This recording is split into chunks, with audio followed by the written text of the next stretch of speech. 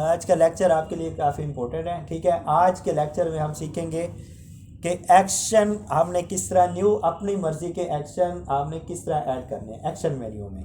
जैसे कि मैं यहाँ पे एक करैक्टर ले लेता हूँ ड्रैग करके, और ये मैंने करैक्टर ले लिया और इसका साइज़ आप इस तरह बड़ा भी कर सकते हैं और छोटा भी कर सकते हैं। अब इस पर जब आप राइट क्लिक करते हैं तो यहाँ पे आपको एक्शन मेन्यू नज़र आता है। एक्शन मेन्यू के अंदर आपको बहुत सारे एक्शन के ऑप्शन मिलते हैं। तो यहाँ पे ये मुख्तसर आपको एक्शन मिलते हैं, लेकिन अगर आप कोई अपनी मर्ज़ी का एक्शन इसमें डालना चाहते हैं जो इसके अंदर मौजूद नहीं है, ठीक है ना, तो आज आपको इस वीडियो में मुकम्मल वही तरीका सिखाने जा रहा हूँ। अब आप देखेंगे कि हम इसके अंदर कैसे एक्शन को ऐड कर सकते हैं। आपने इस करैक्टर के ऊपर क्लिक करना है। क्लिक करने के बाद यहाँ पे ये देखें आपके पास एक ऑप्शन है 2D मोशन की एडिटर। ठीक है, आपने इसके ऊपर क्लिक कर देना है। जब आप क्लिक करेंगे तो आपके पास एक छोटी सी विंडो ऐसे ओपन हो जाएगी। अब हम इसके अंदर एक्शन डालने हैं। तो सबसे पहले हम इसका की फ्रेम को ओपन करते हैं। ये देखें, ये हमारे पास फ्रेम है। अभी हमने इसके अंदर कोई भी एक्शन नहीं ऐड किया हुआ, इसलिए अब अभी आपको यहाँ पे कुछ भी यहाँ पे ये देख लें, मोशन देख लें। इसमें दो चीज़ें इंपॉर्टेंट होती हैं, एक मोशन, एक ट्रांसफॉर्म। ये दो चीज़ें आप ओपन कर लिया करें। ठीक है, ज़्यादा चीज़ें यही इस्तेमाल होती हैं हमारी एनिमेशन वीडियो में। अब मैंने इस करैक्टर को अपनी मर्ज़ी से, मैं चाहता हूँ कि ये ऊपर और नीचे जंप करे या एक्सरसाइज करे, बाजू ऊपर या नीचे। आप अपनी मर्ज़ी के, या जब आप सीख जाएंगे तो आप अपनी मर्ज़ी के एक्शन यहाँ पे ऐड कर सकेंगे। लेकिन अभी मैं आपको बता देता हूँ, अगर मैं इसके बाजू को ऊपर करना चाहता हूँ, इससे पहले आप ये भी देख सकते हैं कि आपका करैक्टर, ये देखें 0 फ्रेम पे, फ्रेम 1 पे किस तरह खड़ा हुआ आपको नज़र आना चाहिए। मैं यहाँ पे इसके दोनों हैंड को क्या कर देता हूँ, नीचे कर देता हूँ। सबसे पहले आप ये देखें, यहाँ पे क्लिक करेंगे। क्लिक करने के बाद आपके पास यहाँ पे एक ब्लू बॉक्स बन गया है। ठीक है, अब ये देखें, अगर मैं इसके यहाँ पे करता हूँ तो ये आपको चारों तरफ से एरो बना हुआ है, एक सिलेक्टेड का निशान नज़र आ रहा है।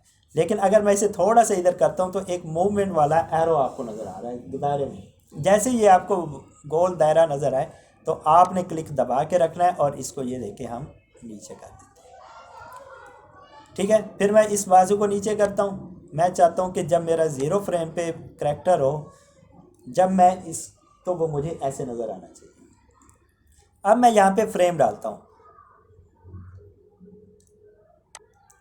अब मैं इसके अंदर यहाँ पे फ्रेम डालता हूँ। फ्रेम डालने के लिए मैं इसका 10 का ले लेता हूँ या 20 का ले लेता हूँ। मैं 20 का ले लेता हूँ, 20 फ्रेमों का गया भी। आपने यहाँ पे फ्रेम सेलेक्ट करना है पहले, सबसे पहले। अब मैं चाहता हूँ कि जब ये फ्रेम नंबर 20 पे आए तो इसका हैंड क्या हो जाए, ऊपर हो जाए। मैं फिर इस पे क्लिक करूँगा और इसको ऊपर कर दूँगा।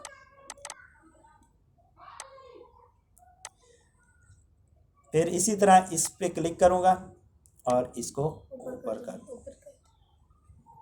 ये हो गया। फिर इसके बाद मैं 20 का पहले लिया, तो अब मैं कौन से ले रहा हूँ, 40 फ्रेम पे। और मैं कहता हूँ जब ये 40 फ्रेम पे है तो इसका जो हैंड है ये नीचे हो जाए, और इसका भी ये नीचे। आपकी मर्ज़ी, आप 10 फ्रेम का भी ले सकते हैं, 15 का भी ले सकते हैं, 5 का भी ले सकते हैं। ठीक है, और आपने ये भी देखना है कि आपने कितनी बार इसे मोशन देना है। अब आप एक दफ़ा भी दे सकते हैं, फिर आप दोबारा ऐड करते रहेंगे। लेकिन मैं इसमें 2 दफ़ा अगर ऐड करना चाहता हूँ तो मैं अब इसको 60 पे ले जाता हूँ। 60 पे जाता हूँ तो फिर मैं कहता हूँ कि जब ये फ्रेम नंबर 60 पे है तो इसका हैंड कहाँ हो, ऊपर हो जाए, और ये भी हैंड ऊपर हो जाए। और जब ये 80 फ्रेम पे आए तो इसका हैंड कहाँ चला जाए, नीचे आ जाए, और ये भी हैंड नीचे आ जाए। समझ आ गई यहाँ तक। अब ये देखिए, यहाँ पे हमारा एक फ्रेम बन गया है। ये किस पे बना है, 80 फ्रेम। आपने इसमें हमेशा फ्रेम को ज़रूर देखना है। ठीक है, अब मैं इसे कट कर देता हूँ। कट करने के बाद ये देखें, ये स्टॉप वाला बटन है, इस पर मैं क्लिक करूँगा, ये पीछे चला गया। अब मैं इसे प्ले करता हूँ, हो रही है ना। अब ये हमारा फ्रेम बन गया है, ये हमारा एक एक्शन बन गया है। ये देखें, मैं इसे दोबारा प्ले करता हूँ, कहीं से महसूस हुआ? बिल्कुल ऊपर नीचे कर रहे हैं ना। अब मेरे ये कहाँ तक बना? 80 फ्रेम तक, ये जो है, ठीक है। अब आपने यहाँ पे क्या करना है, इसे थोड़ा सा हम ऊपर करते हैं और यहाँ पे देखें कलेक्ट क्लिप्स, ठीक है। जब आप ये क्लिप्स जो जितने भी हैं आप बना लेंगे, इसके बाद आप किस पे क्लिक करेंगे? कलेक्ट क्लिप्स पे। इस पे आप क्लिक करेंगे तो आपके पास ये, इसके बाद आपने लेफ़्ट क्लिक को दबा के रखना है और इसे मुकम्मल सिलेक्ट कर देना है। हो गया?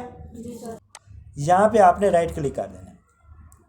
अब यहाँ पे हमारे पास दो ऑप्शन है। एक तो वो कि हम इस फ्रेम को जो हमने एक्शन लिया है, ये जो हमने न्यू एक्शन तैयार किया है, इसको हम अपने कस्टम के अंदर ऐड करेंगे, ठीक है, ये आर्जी होगा। और दूसरा ये कि हम अपनी विंडो के अंदर इसको ऐड कर देंगे। और यहाँ पे ये देखो आपको एक्सपोर्ट नज़र आ रहा है, आपने एक्सपोर्ट पे क्लिक कर देना है। जब आप एक्सपोर्ट पे आप क्लिक करेंगे तो आपने अपने लिए एक अलग से फोल्डर इनके एक्शन का बना लेना है। यहाँ पे मैं F कर देता हूँ, चलें G पे ही रख देता हूँ। यहाँ पे मैं एक न्यू बना लेता हूँ और यहाँ पे मैं लिखता हूँ एक्शन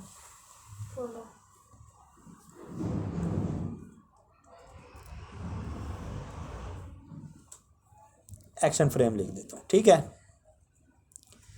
ये हमारे पास बने हुए हैं एक्शन के, और मैं इसको डबल क्लिक कर देता हूँ। यहाँ पे इसका हैंड्स अप डाउन लिख देता हूँ, ठीक हो गया। यहाँ पे मैंने इसका नाम दे दिया। अब मैं इसे सेव कर देता हूँ।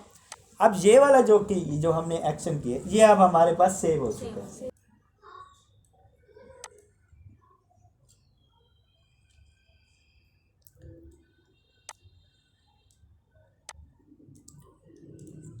एक्शन मेन्यू, यहाँ पे ये देखें एक्शन मेन्यू एडिटर, यहाँ पे मैं क्लिक कर दूँगा।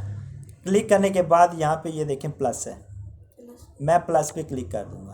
प्लस पे क्लिक करने के बाद मैंने रखा था यहाँ पे G में रखा था मेरे ख्याल में, ये देखें, ये हमारे पास हैंड्स अप एंड डाउन। इस पे क्लिक करूँगा, ओपन कर दूँगा, ये यहाँ पे आ गया। अब इसको ऊपर लेके जाना है तो इसे एरो को ऊपर कर देंगे।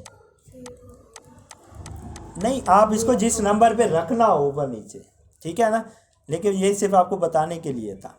अब ये सब में है, ये हैंड्स अप डाउन जो चीज़ें हैं ये सब के उसमें होगा। अब यहाँ पे मैं राइट क्लिक करता हूँ, एक्शन मेन्यू में जाता हूँ, यहाँ पे ये देखें हैंड्स अप डाउन आ गया जो हमने अभी किया। हाँ, ये आप इजाफा कर देंगे। अब मैं इस पर जब क्लिक करता हूँ वो देखें एक जैसे, बिल्कुल हमने ऐड कर दिया ना उसके अंदर। ये था कि आप अपने तरीके से जो भी आप एक्शन बनाना चाहते हैं वो आप इसी हिसाब से बना सकते हैं।